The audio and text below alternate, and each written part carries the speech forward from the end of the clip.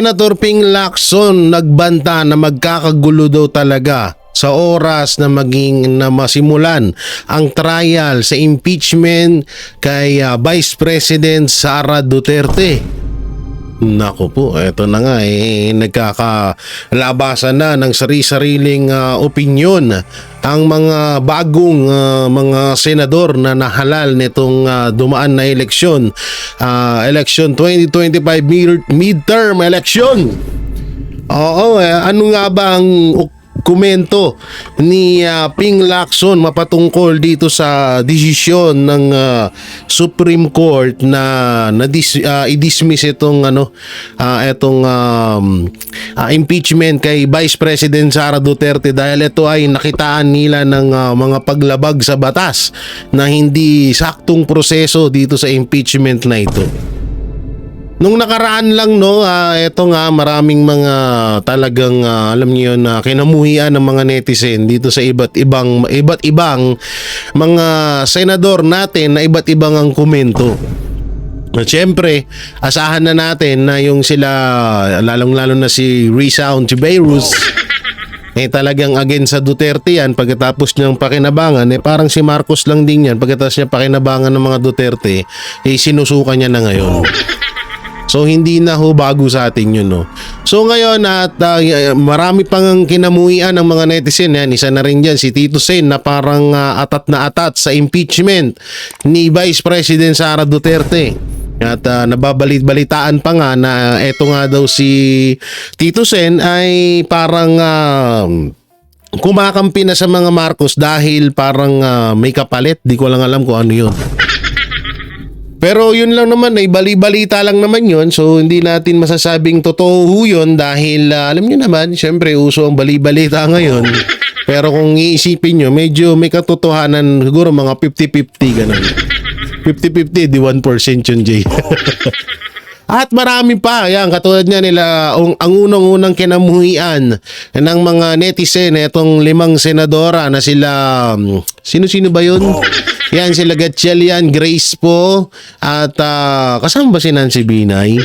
Oo, si Binay, sino pa ba? Si Pimentel, yan, at si Risa Hontiveros, na tinawag nga silang mga Judas. Ito palang si Gatchalian na tinulungan din pala ng mga Duterte. Ngayon, isa sa mga bumoto na wag ibalik sa Congress ang impeachment trial ni Vice President Sara Duterte. At gusto na nilang mapag-usapan yun. So doon, talagang nag-viral yun at kinamuhian sila ng mga netizen. So ngayon naman, dito naman tayo kay Senator Ping Lacson dito sa komento niya mapatungkol sa impeachment, Ito basahin natin. Ping Lacson on SC ruling on BP Duterte impeachment case interview on DIYZ. So ito panoorin natin yung kanyang komento dito. Siguro taasan natin yung quality para kitang-kita. So ito pakinggan natin. Magandang hapon sa iyo, Maring Selly. Magandang hapon. At sa mga sumusubaybay, magandang hapon din. Kumari naman Sir, pala. unahin ko po muna dahil ito yung pinag-uusapan ngayon. Marami tayong naririnig na mga opinion, lalo na ng mga legal luminaries. Yung pinalabas na ruling ng Supreme Court na nagsasabi na unconstitutional itong impeachment case laban kay BP Sara. Ito po ba inasahan nyo o ikinagulat nyo itong naging ruling na ito? Medyo kinagulat kasi hindi nga inaasahan. Pero kahit ano pa yung decision na lalabas, sa akin ito, opinion ko, kailangan igalang natin at sundin Lumabas na unggoy, sorry. Korte Suprema. Otherwise, ang biggest loser dito, yung rule of law. Wala na tayong kikilalanin kasi kataas-taas ang hukuman na yan at unanimous yung decision, but that's beside the point. Ang sinasabi ko lang, pag nag-rule na ang Supreme Court, kailangan respetuhin natin at sundin natin. So sir, wala pong choice yung Senate kung hindi igalang ito. Hindi po option yung wag niyong sundin. Kasi ang sabi ng iba, kapag daw sinunod, parang i-give up o isinurrender ng Senate yung inyong sole authority, sole power to try and decide sa isang impeachment case.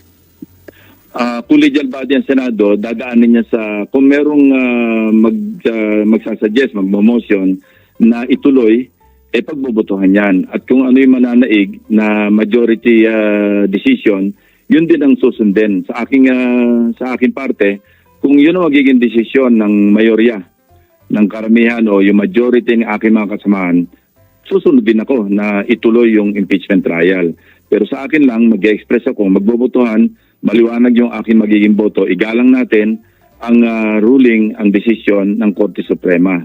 Ang sinasabing mga contrary opinion ng mga legal observers, at ito'y sinasang-ayunan ko, hindi ko sinasabing talagang okay, susundin, pero hindi naman ibig sabihin nun, naniniwala o pumapanig ka o kaya parang nag-agree ka doon sa desisyon. Napansin ko lang doon kasi parang effectively parang naamyendahan yung isang provision ng ating konstitusyon, particularly yung paragraph 4, section 3 noong article 11.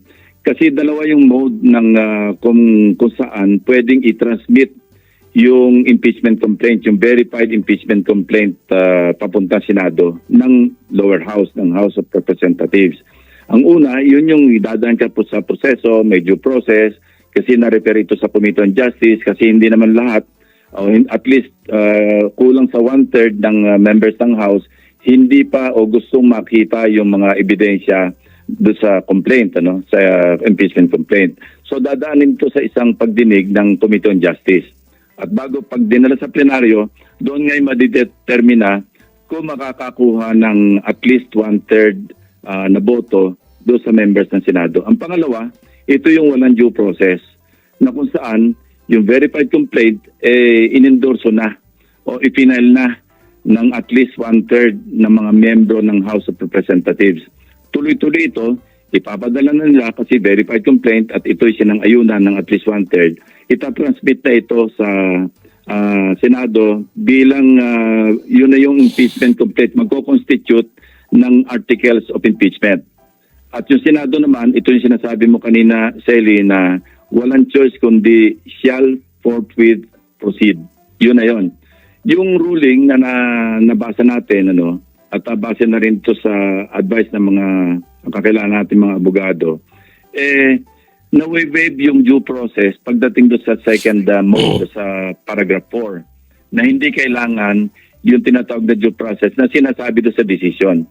So parang hindi na na-qualify yung portion na yon na kung saan, kung at least 1/3 na, wala na yung pagdinig na kailangan marinig mo pa yung panig ng sinasakdal, wala na yon. Kasi nga maliwanag naman sa paragraph 4 sa section 3 ng article 11. Doon sa una, pasok yon. Ngayon, yung sa 1-year bar rule, wala akong masabi doon. Kasi sa pananaw ng Korte Suprema na violate yung 1-year bar rule, okay yun. Pero yung sa portion lang na sinabing kailangan magkaroon ng due process, marinig yung sinasakdal, sa paragraph 4, wala kang makita doon na kailangan yun. Yun lang aking observation at aking sabihin na natin komentaryo. Pero ang bottom line, para sa akin, kung magbobotohan kami, ngayon pa lang, sasabihin ko na ang boto ko, sumunod tayo sa desisyon, sa ruling ng Korte Suprema. Yun. Kaso yung iba nga kasi, parang pinapalabas nila na mas kapanipaniwala sila kaysa sa Supreme Court. So, kagaya lang nitong dalawang, yung dalawang kumag na yan, ha? Nakikita niyo yung dalawang kumag na yan, Oo. Dito, eto, sabi nung isa, sa desisyong ito, talo ang taong bayan. Talo ang pananagutan. Partida, mga attorney po ito, ha. Eto naman, teacher. Oo, sabi nito, ang hirap talagang magpanagot ng korap sa Pilipinas. Ito yung mga iila na alam ko meron pa yan check ko mukhang mas maganda siguro etong isa. Ay, hindi. Sige, mamaya dadalog ko. Say play. So sir, dun sa ginawang parang amendments nila, parang nagdagdag sila ng requirements. Ano to? Parang mas matiyak yung due process. Sabi ng iba, kasi impeachable official din yung mga Supreme Court justices, kaya baka naglagay sila ng gano'n na ganito ang dapat daanan bago maghahain ng impeachment case sa Senate. Ayoko naman mag-cast ng aspersion o doon sa motibo ng mga ng 12 magistrates na bumoto para ibasura at i-declare na unconstitutional. Ang sa akin lang, simple lang naman yung language ng paragraph 4. Pero yon parang na isa-isang tabi. So, sinabi ko nga, parang effectively, na-amendahan yung provision ng ating Constitution. Remember, hindi lamang yun ayon sa impeachment rules, ha? Constitution mismo yun, provision, Article 11, Section 3, Paragraph 4. No? Na kung saan, hindi kailangan, hindi nire-require yung due process. Kasi nga, antemano, yung verified complaint, i-final ng at least one-third ng House members at yun ay magko-constitute ng articles of impeachment. Hindi na ito dadaan pa sa sinasabi ng Korte Suprema na due process. Doon sa unang mode, totoo yun kasi kailangan mai-refer ito sa Committee on Justice, magkakaroon ng pagdinig at doon madidinig, doon magkakaroon ng due process. Pero meron niyang parang yung provision na parang Bicol Express na yung ginawa kay ERAP, hindi ba? Yung, although nagkaroon din ng pagdinig yung sa Committee on Justice noon, pero hindi nasunod yung Committee on Justice na fast break na pagkatapos ng opening prayer ng speaker, si Manny Villar noon, dire-diretso pinadala sa Senado. Parang shortcut. Wala naman kasi nag-question noon, kaya walang ruling ang Korte Suprema. So yun. Yung iba naman, sinasabi nila, nangyari na ito nung panahon ni Chief Justice Corona na nag-issue ng tiaro. Hindi ko sigurado yan, hindi kulang ako sa knowledge ng facts, pero sinasabi, may tiaro. Pero hindi ito sinunod ng presiding officer. Tuloy-tuloy kami na nagsagawa ng trial bilang impeachment court. Kaya may ilang senador, may isang senador ako narinig na dahil sui generis itong parang mandato ng Senate para magsagawa ng impeachment, parang pwede daw ituloy, pwedeng parang hindi sundin itong naging ruling ng Korte Suprema. Pero para sa inyo, sir, kalokohan yun na hindi mo susundin yung Korte Suprema. Pwedeng hindi sundin ng Korte Suprema. Kapag hindi mo sinunod ang Korte Suprema, anak ng teteng, contempt yan. May maglalabas ang contempt order yan. Totoo yan. Maglalabas ang contempt order ng Supreme Court pag ganyan. Tsaka bakit nyo parang binabaliwala nyo, no? Parang binabaliwala nyo yung kapangyarihan ng Supreme Court. Kung ayaw nyo na palang merong ganyan, tanggalin nyo na ang Supreme Court. Tapos kung katulad na lang nito, against to sa desisyon ng Supreme Court, etong si Boying Iwe.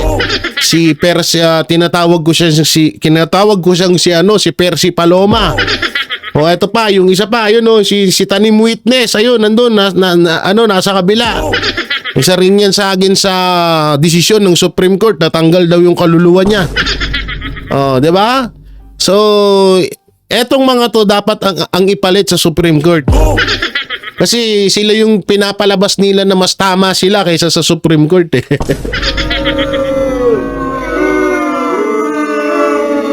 Anak ng teteng lupit no?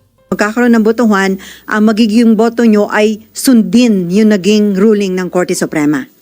Oo, kasi ang biggest loser dyan, pag hindi sinunod yung ruling ng Korte Suprema, yung rule of law. Kasi kada na lang ba magkaroon ng ruling ng Korte Suprema, hindi natin susundin. Tama. Or isa sa isang tabi natin, may sarili kaming pananaw dyan, hindi namin susundin yan. Medyo magkakagulo tayo. Sabi ko nga, ang matatalo rito yung rule of law. Kailangan panaigin natin lagi ang rule of law. So sir, kung inaksyon na agad dito ng Senate nung ma-file noong February, ngayong tapos na itong impeachment sana kay BP Sara, So parang magiging moot and academic na itong naging ruling ng Supreme Court kung ngayon sila. Oo, hindsight yun. Kung naituloy ka agad, pwedeng na iba yung ruling ng Korte Suprema kasi nga, parang paano nila pipigilan kung may nag-acquire na ng jurisdiction, nagsimula na yung trial. Kasi sinasabi, walang jurisdiction ang Senado dahil nga constitutionally infirm yung ginawa ng House of House. Representatives. So ano to, dapat lesson learned from the House na make sure na dumaan sa tamang proseso para hindi technical ng ganito, sir. Oo, Hindi tama. ko naman sinasabing mali yung ginawa ng House. Dahil ang sinunod nga nila, Hindi, alam mo, eto si Senator Ping Lacson, nakaupo ka na, Senator Ping. Huwag ka nang huwag ka nang magpaligoy-ligoy. Nakaupo na po kayo, huwag kayong matakot na baka imekos-mekos ka pa. Panalo na po kayo, ha? O, anong walang mali? Kaya nga may ganyan desisyon ng Supreme Court kasi may maling ginawa ang Congress. Okay na sana eh. Parang ibig nyo sabihin, Senator Ping Lacson, na mali ang desisyon ng Supreme Court. 'Di ba? Parang ganun yun yung gusto nyong ipalabas. Katulad nitong nasa taas. at least doon sa, I think sa 4 and 5, yung isang provision na kung saan hindi na dumaan sa due process, kung hindi, yung verified complaint, ipinal ng at least 1/3. Actually, hindi lang 1/3 talagang marami. Sobra-sobra. Ang nagpirma doon para yun na yung nag-constitute ng articles of impeachment na transmit sa Senado. So sir, Ngayon, yung usaping 1-year bar rule, ibang usapin yun. Ang sinasabi ko lamang, dapat na-limit na lang doon sa 1-year bar rule. Hindi na nagkaroon pa ng yung parang kinwalify na wala nang sinusunod na yung sa provision na kung saan hindi naman kailangan, nowhere in that provision under paragraph 4 na merong due process na tinatawag na kailangan madinig yung panig ng nasasakdal. Walang ganun eh. Maliwanag lang yun eh. Na pag i-final nung at least 1/3, yun na yung articles of impeachment and the Senate shall forthwith proceed. Wala nang ibang qualification na maski hindi dumaan sa Committee on Justice, kailangan madinig pa rin. Walang ganun. So sir, ikinukonsider, pinag-aaralan ng Kamara yung mag-file ng motion for reconsideration. The mere fact na unanimous po yung boto ng mga Supreme Court Justices doon sa naging ruling, yung ganun po ba, may chance pang ma-reverse o malabo na po yun? Karapatan naman ng House na mag-submit o mag-appeal o mag-submit ng motion for reconsideration. Kaya lang, yun nga, basit sa ating experience din, di ba, sa mga nakaraang mga sa kasaysayan, kapag unanimous, medyo masikip. Very tight yung chance na baliktarin pa nung lahat ng bumoto ang sarili nila. And then, meron ditong patanong si Del Nazario ng Manila Bulletin. Reaction daw kay former Supreme Court Associate Justice Adolfo Ascuna stating that SC decision strikes him as unfair, stating that High Court rules the articles of impeachment adopted by the House as violating the only one complaint with 1-year rule by crafting a new definition of what constitutes being initiated and applying it to a complaint adopted in reliance on a previous and then prevailing definition. He recalled that in the Davide case, the Supreme Court defined initiating an impeachment complaint as putting it in the order of business and referring it to a proper committee. This was not done to the 3 earlier complaints in this case. Ito naman po ang pananaw ni dating Supreme Court Associate Justice Adolfo Ascuna. Baka daw po gusto niyong magbigay ng comment dito, Senator Lacson. Una-una, alam din naman natin na nagbabago yung jurisprudence. Kaya nga meron tayong natawag na leading case. Ano? Kung ano yung latest, yun ang leading case. Yun ang susunod. Pero maraming pagkakataon sa nakaraan na yung isang ruling ng Supreme Court nababago sa susunod ng Korte Suprema, yung kanilang ruling. Walang permanente, walang naka-cast in stone. Tatandaan mo yung, ano ba to? Yung cities ba, parang ilang beses na nagkabali-baligtad yung decision na hindi maintindihan na ng tao. Alin ba yung pinaka-final na decision ng Korte Suprema? Nangyayari naman yon, so hindi na rin nakakapagtaka na pwedeng mabago pa rin ito kung ang susunod na composition ng Korte Suprema o maski yung pareho pa rin composition, magbago ng pananaw. Base sa kanilang debate siguro o yung base sa kanilang bagong parang enlightenment, sabihin na natin, sa umiiral na provision sa ating Constitution. Pwede nilang pwede pa rin mabago itong, sa ngayon, ito yung ruling, assuming na hindi mababaligtad sa MR, ito na yung leading case. Ito yung masusunod. Pero yun nga, kung darating ang panahon na magkaroon ulit ng ibang pagkakataon na impeachment complaint at na question, pwede rin mabago yung kanilang decision sa ngayon. Although kinaklaro dun sa ruling, sir, naman na hindi nila ina-absuelto si BP Sara dun sa impeachment case. Kumbaga, meron lang may mali sa procedure. Pero effective din, absuelto naman. Tama yun, hindi naman na-absuelto, hindi sinasabing walang kasalanan. Kasi technicality yung ruling At hindi naman papakialaman ng Korte Suprema yung ebidensya na naipresenta. Hindi sila magro-rule. Kasi ebidensya yon na hindi sila pwedeng mag-try base doon sa mga ebidensya na presenta. So hindi sila talaga, ika-clarify talaga nila yon na hindi ito nag-absuelto. Kung hindi, mali lang yung sinunod ng House of Representatives na merong na-violate sa Constitution na tulad ng sinabi ko kanina, natamaan pa rin yung isang provision, yung isang mode na kung saan hindi dapat isinama doon, na lump doon sa decision na kailangan lahat-lahat may due process. Kasi nga yung sa paragraph 4, na-waive na yung due process kasi nga mahigit 1/3 na yung nag-file at yun na yung nag-constitute ng articles of impeachment. So sir, paano yun? Marami mga survey na ang lumilitaw, majority ng mga Pinoy gusto nila matuloy itong impeachment. Wala ba kayong nakikita na pwede itong... Saan nyo nakita yun, ma'am? Pwede bang papasa? Saan nyo nakita yung survey na yan? Majority ng Pilipino na matuloy. Ayaw na nga ng mga Pilipino na matuloy yan kasi imbis na problema mismo ng Pilipinas ang pag-usapan sa Senado kung paano masusolusyonan yung ganito, ganyan, magsagawa ng batas, ay nangyayari, puro impeachment na lamang.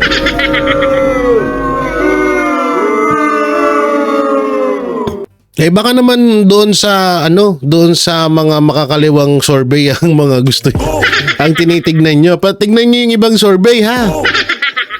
magresulta ng unrest?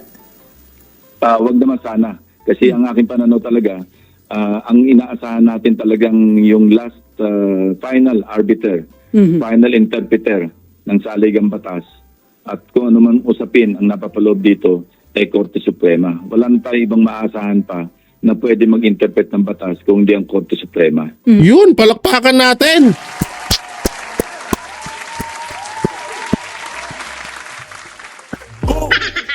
Yan yan ang mindset.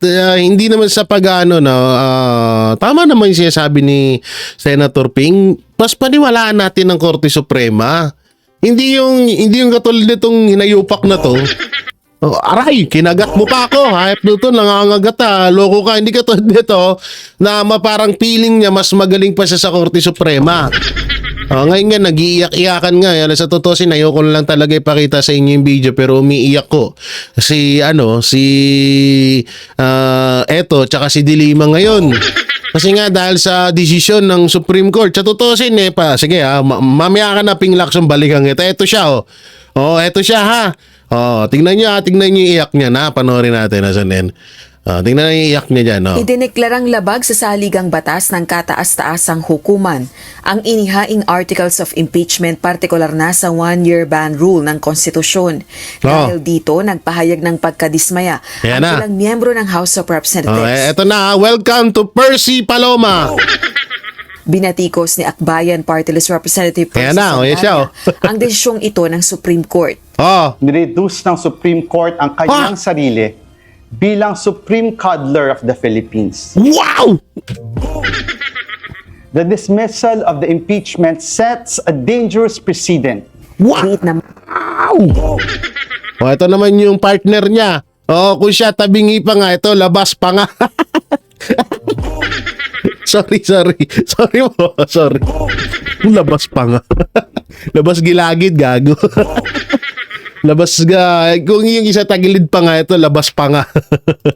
Ni Akbayan Party List Representative Shell Chokno. Sa desisyong ito, talo ang taong bayan dahil impeachment ay tungkol sa accountability o pananagutan. Accountability, samantalang kapag kayo, hindi nyo nga naiisip yung accountability na yan. Ito naman si Dilima. Naman kay mamayang Liberal Party List Representative Leila de Lima, Oh. procedurally questionable ang desisyon Aba. ng Korte Suprema. Aba. Anya, inilabas ang desisyon nang hindi man lang pinagsalita ang House of Representatives. So ibig sabihin, Dilima, mali din yung desisyon ng korte sa'yo na palayain ka, ganun.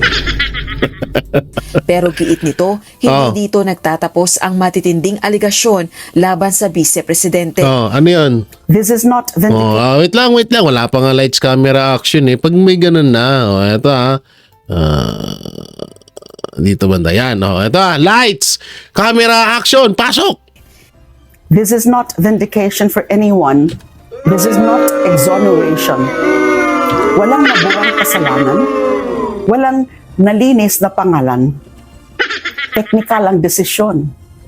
Ang mga aligasyon ay nananatiling totoo, malubha, at hindi pa nasasagot. Oh. Hindi tayo dapat masanay sa mga leader na hindi napapanagot. Hindi pa tapos ang laban. Dismaya Hindi pa tapos ang laban. Hindi pa tapos ang laban, sabi nila. Tanggalin na natin yan. Ito, wala namang kwenta yan. Dito tayo ulit kay Senator Ping Lacson. Ayan nyo na yung si Dilima. Di ba? Nakita nyo na yung komento nito. Mas magaling pa siya sa Supreme Court. Lapit, di ba? So sir, ano yung dapat na lesson na matutunan natin dito? Dito sa kaso nito ni BP Sara na humantong sa hindi baliwala na yung mga naging initial preparation dahil sabi nga ng Korte Suprema unconstitutional, so walang jurisdiction ang Senate para mag-conduct ng impeachment trial. Ang isang lesson is maging foolproof. Wala na yung magkaroon ng duda na mayroong pagkakamali doon sa pag-transmit o pag-constitute o paglipat sa Senado ng articles of impeachment. Kailangan talagang napakalinaw para walang puwang na questionin ito sa Korte Suprema. At wala rin puwang ang Korte Suprema para baliktarin yung ginawa ng isang co-equal branch of government. Kasi ang sinasabi ng iba, parang encroachment sa co-equal branch. Not Yes. only co-equal branch, kundi yun nga, yung impeachment court. Alam mo, ang decision ng impeachment court, ito yung natatanging decision na Na parang hindi. kapantay ng Korte Suprema na unappealable at hindi reviewable. Final. Medyo may pagkamagulo magpaliwanag si Ping Lacson, no? No? At wala nang makaka-question. So sir, hindi niyo tinuturing ito na encroachment? Hirap mag-comment sa ganyan. Ang bottom line sa akin lang, yun na yung decision, igalang na lang at sundin.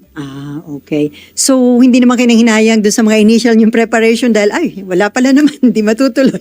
Ang sabi din ng iba, paano yun? Ba't Napagkita? parang iba ang tono nyo, madam? Parang mas pinupush mo pa na sabihin ni Ping Lacson na sige ituloy yung impeachment. Daw yung publiko na malaman kung ano yung mga ebidensya na ipipresenta sa mga impeachment case laban sa pangalawang Pangulo. Kung yun lang naman ang issue, maraming fora, maraming platforms tapos saan pwede nilang ilabas kung ano yung gusto nila ilabas sa publiko. Merong committee hearings, meron sa budget deliberation, meron din yung sa mag-file uli ng panibagong impeachment complaint sa February 6 next year. Maraming pamamaraan kung gusto talagang makita ng publiko at magkaroon ng malinaw na pananaw kung may pagkakamali nga ba o wala. Yun. And then sir, 2 tulog na lang, mag-o-open na ang first regular session ng 20th Congress. Ang appeal ng ilan yung mga kasamahan, make it simple, wag nang pabonggahan, be sensitive dahil marami tayong mga kababayang sinalantahon ng pagbaha. So, suportado nyo ba ito sir at tama lang na wala ng red carpet? Oo, ito nga yung kasi yung unang pinlano. Meron pa kaming parang walk of fame ba yun? Bababa sa elevator, lapasok sa senator rector room, lalabas sa kabilang room, magpo-post, magpipicture taking. Parang ang corny nga ng ganyan. Kahit ako, parang tutol na ako dyan. Ayan nyo na, ganun yun. Upo rin naman yan eh. Parang nakukornyan ako sa mga ganyang setup ng Pilipinas. Nung makita ko yun, nung pinadala sa akin, eto raw yung protocol na susundin. Sabi ko, naku, nakakahiya ito. Kasi parang passion show, tayo'y binabaha. Passion show. Pagkatapos nagpa-passion show yung bawat senador na may kasamang spouse, mag-iikot pa, magpo-post pa, magpi-picture taking pa, pagkatapos pupunta doon sa plenaryo. Mabuti na lang na-reconsider at kinancel ni Senate President Chis yun. Hindi na tutuloy, simple na lamang. Diretso na sa plenaryo at mag-o-open ng 20th Congress. At sa So, tutusin na ito, ito pa, no? So, napakinggan naman na natin yung komento ni Senator Ping Lacson doon. So, dito naman tayo. Ayan na. Ayan. Dineclare na ng Supreme Court na unconstitutional ang impeachment complaints kay Vice President Sara Duterte. Nakasaad po kasi sa ating saligang batas, ang konstitusyon, na ang impeachable officers, kagaya ng Vice President, ay pwede lamang ma-impeach minsan, once lang, sa isang taon, bawat opisyal Yun. na impeachable.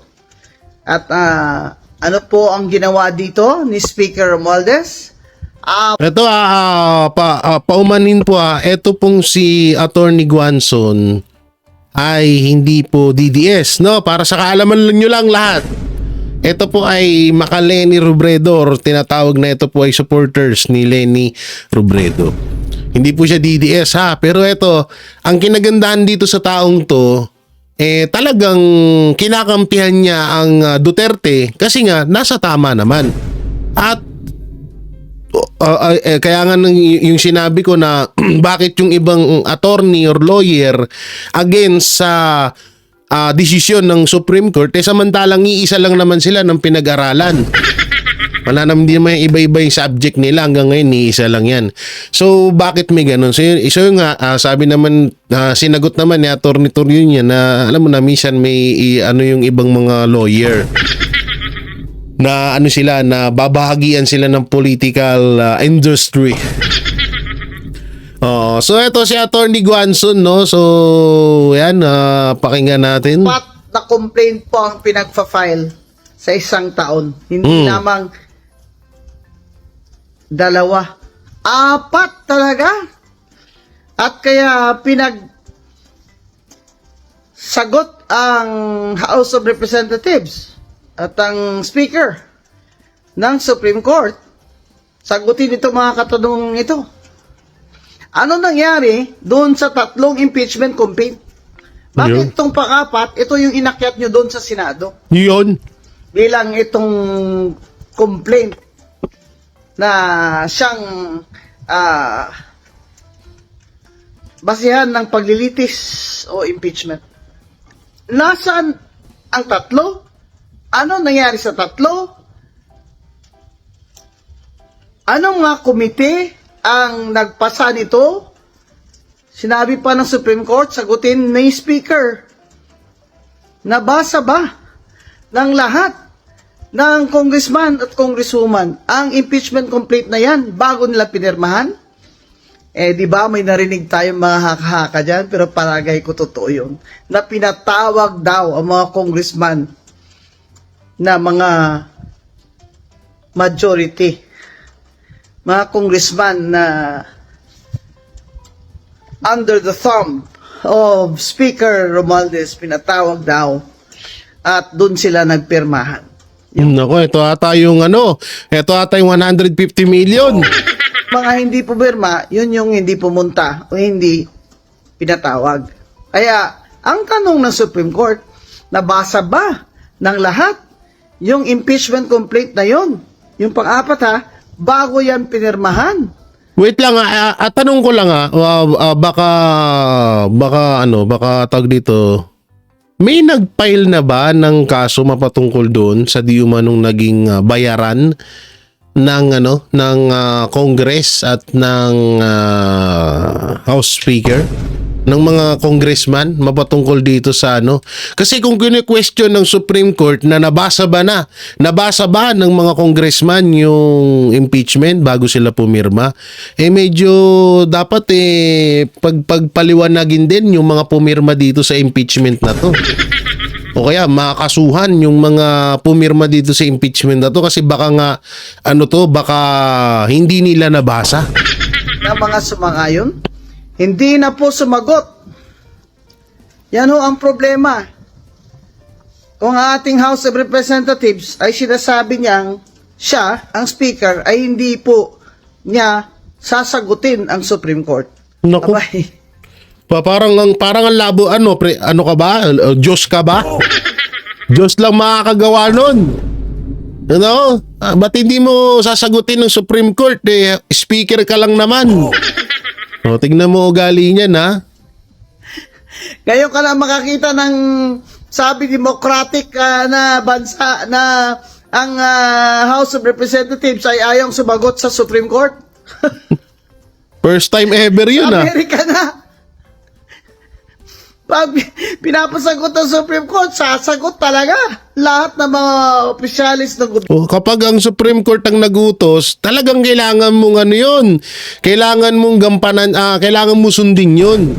So bakit parang ayaw ni Martin Romualdez? Naku po, ang hirap ng ano, porket congressman ka, porket house speaker ka, porket pinsan ka ni Marcos Jr., karapatan mo ng suwayin ng Korte Suprema. Naku po, delikado tayo dyan. Pero ba ito talagang saksakan na talaga ang kapangyarihan ni Speaker Romualdez sa ilalim ng administrasyon ng kanyang pinsan, ni President BBM. Ito ay isang dagok na naman, hindi lamang dagdagok ito. Ngayon ka lang makakita ng ganun, no? Saksak ito sa dibdib ni BBM. Ang ginawa ng pinsan niyang Speaker of the House. Sa pagmamadali nilang talagang tanggalin si VP Sara para wala na siyang kalaban sa 2028, ay lahat ginawa nilang basta mapadali lang. Kaya ngayon, sasabihin pa ba niya ni Speaker na hindi siya sang-ayon at hindi sila papayag?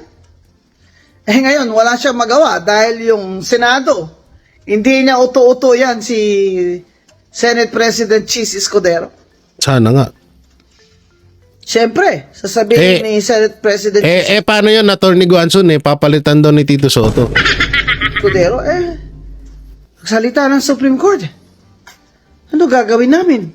Mas mataas pa ba kami sa Korte Suprema? Tama. Mas mataas pa ba ang House of Representatives under Speaker Romualdez sa Korte Suprema? Feeling niya, siya mas mataas sa lahat. Feeling niya nga, siya nga presidente. Diba? Feeling niya, siya nga yung presidente. Supreme Court pa kaya? BBM, kasalanan po ito lahat ng inyong pinsan. Kaya sana po tanggalin nyo na yan as Speaker. Hindi ako, kahit naman tanggalin yan, kung bulok pa rin ang sistema dyan sa Congress, walang mangyayari. Totoo yan. Kahit tanggalin, halimbawa, ganito lang ha, pag bumaba si Speaker Martin Romualdez, tapos iba ang papalit, halimbawa si Sandro Marcos na naman, hindi wala pa rin. Halimbawa, kung sino man na depende na lang kung halimbawa, Duterte Youth, yan. Pero kung isa sa mga pumirma sa impeachment kay Vice President Sara Duterte, ganun at ganun pa rin yan. Yan lang po nakakasama na talaga ng image niyo lalo Kasi lahat ng ginawa niya, simula pa dun sa budget na institutionalize na yung lahat ng mga ayuda dun na ginawa nilang pampolitika. Itong impeachment ni complaint kay BP Sara, ito ang talagang saksakan ng garapalan na. Kaya, Matindi na, no? Mr. President BBM, tanggalin nyo na yung pinsan nyo as Speaker. Hindi Diba pwedeng... sinabi nyo na nga from the start, Takot nga ni si BBM. hindi kayo sangayon sa impeachment. Alam nyo naman na magkakagulo Alam nyo naman, magiging sanhi lang yan na mga instability. Kalokohan yun. Instability. Kalokohan yun na hindi siya sangayon sa impeachment. Tayo ay napakarami yung problema. Lalo na ngayon. Halatang halata na ang mga tao. Halatang-halata na po kayo na talagang binubulsa nyo lang ang flood control projects ilang Naku taon po. na. Sa pangatlong taong Naku po! presidente, si BBM. Lahat po yun pahirap sa ating mga Pilipino. Lalo Naku po! sa mahihirap. At lahat ng mga kalaban sa politika ay tinutugis, kagaya ko. At dinidisqualify. Kaya ito ngayong impeachment proceedings, sabi ng Supreme Court, unconstitutional. Unconstitutional! Unconstitutional! Unconstitutional yan! Unconstitutional. Ipasok nyo yan sa utak nyo, mga congressman na pumirma dyan. Yari. Ang tindi talaga ni Atty. Guanzon, no? Palakpakan.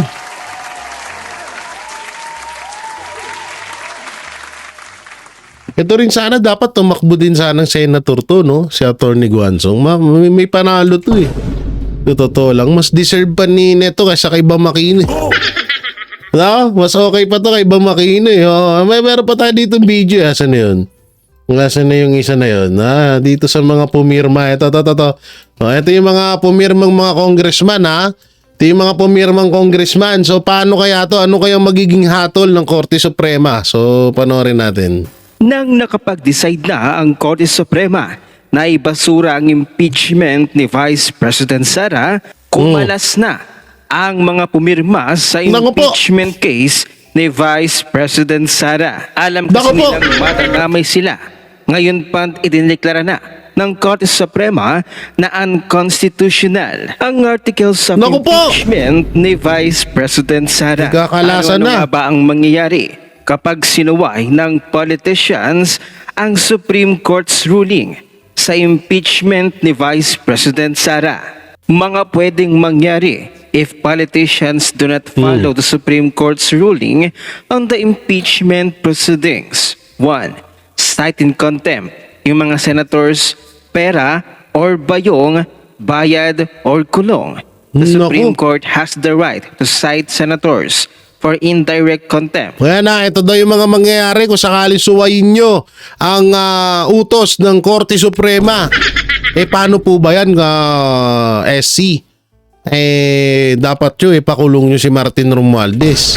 Kasi sinasabi niya ho na parang hindi daw ho siya magsasalita mapatungkol, diba pinagsasalita si Martin Romualdez, ayaw niya nga. Tapos ano pong magagawa kung sakali, kasi may mga atat na atat po ng mga senador na gustong magkaroon pa rin ng trial. So dapat po i-contempt nyo po yan. Rule 71, Rules of Court, never happened in the history of the Philippines since wala pa namang senator na filingero before. But the Supreme Court has the power to initiate the proceedings. After nila i-show cause, the court can impose a penalty, including the fine and imprisonment. Yan so isa yan sa mga maaaring magiging pananagutan ng mga lalabag sa kautusan ng Korte Suprema, no? So abangan ho natin yan kung sino-sino nga ba yung mga mapapatawan yan ng Korte Suprema. So yun mga banateros, mga kabiyaya, anong may kukomento nyo ho dito sa panayam ni Senator Ping Lacson at ni Attorney Guanzon, no? Di mapatungkol ho dito sa desisyon ng Supreme Court na pag-dismiss ho dito sa impeachment trial ni Vice President Sara Duterte. Si dito sa impeachment, hindi pala to trial. Yun sa desisyon ng Korte Suprema, i-comment nyo lang po dyan sa baba. Kayo po ba ay pabor pa na ituloy ang impeachment trial sa Senado ni Vice President Sara Duterte or hindi na? Comment nyo lang po dyan sa baba at ating babasahin yan. At syempre, don't forget to like, share, comment, and subscribe sa ating YouTube channel. Paipindot na lang din po yung bell button para lagi kayong updated sa ating mga video araw-araw. At ayun, pakidamay na rin po yung join button at super thanks natin yan. Maraming salamat. Ingat po kayo palagi. God bless and peace and bye-bye.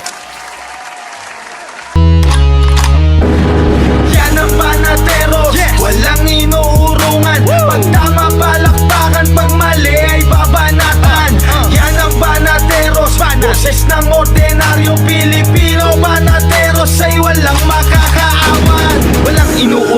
banateros ay tinutulungan.